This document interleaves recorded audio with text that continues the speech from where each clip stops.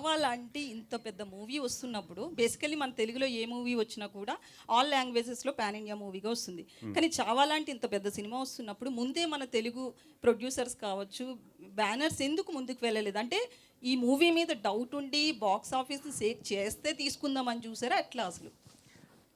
అంటే I think ఇప్పుడు హిందీ నుంచి తెలుగు రావడం చాలా, హిందీ నుంచి సౌత్ లాంగ్వేజెస్ అంటే రావడం చాలా బాలీవుడ్ తక్కువ. మూవీస్ మీద నమ్మకం లేదా అనే టాక్ కూడా నడుస్తుంది.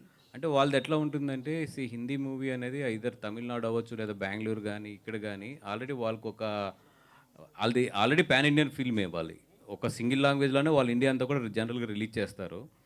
బట్ నేను ఈ సినిమా ఎస్పెషల్లీ తెలుగు తీసుకొస్తున్నప్పుడు నేను చెప్పింది ఏంటంటే, డెఫినెట్గా ఇప్పుడు మేము ఎట్లాగైతే హిందీకి తెలుగు సినిమాని తీసుకెళ్ళి ఒక క్వాలిటీతో డబ్బింగ్ చేస్తే ఎంత బాగా ఆడుతుందో, హిందీలో కూడా పొటెన్షియల్ ఉన్న సినిమాలు నిజంగా తెలుగుకి, అంటే వాళ్ళు ఎప్పుడు చేసే తప్పు ఏంటంటే డబ్బింగ్ చేయడంకి ఒక అథెంటిక్ ప్రొడ్యూసర్ ఇక్కడ ఉండి దాన్ని లాంచ్ చేస్తే, ఒక మంచి డిస్ట్రిబ్యూటర్స్ కానీ ఒక ప్రొడ్యూసర్ కానీ దాన్ని ఓన్ చేసుకుని కనుక సినిమాని లాంచ్ చేస్తే అది చాలా డిఫరెంట్, చాలా వేరేగా ఉంటుంది.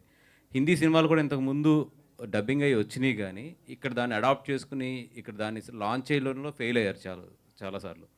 సో అందుకని చెప్పి మొన్న అది నేను క్లియర్గా వాళ్ళకి ఎక్స్ప్లెయిన్ చేయడం కూడా జరిగింది అన్నమాట. లేదని మేము అడాప్ట్ చేసుకుని we will release it as our own film.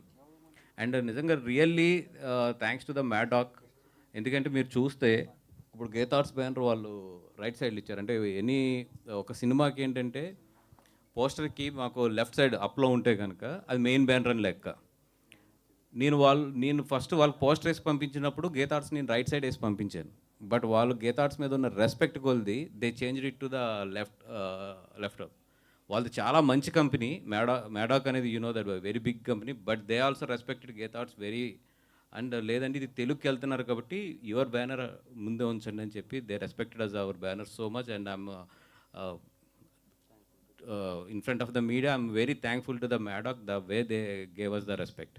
అయితే డబ్బింగ్ ఎవరెవరితో చెప్పించారండి? ఎందుకంటే ఆర్టిస్ట్ అంటే ట్రైలర్లో కొంతవరకు చూస్తున్నాము డబ్బింగ్ విషయంలో. అంటే ఇదేదో యాక్టర్స్తో ఇలా కదండి, వెరీ క్లియర్గా డబ్బింగ్ ప్రొఫెషనల్స్తోనే మొత్తం హ్యాండిల్ చేసాము. ఇంకా జరుగుతుంది కాబట్టి ఐ థింక్ రేపు మొత్తం రిలీజ్ చేస్తాం ఎవరెవరు ఏ వాయిస్లు చెప్తున్నారు అనేది. వాసు గారు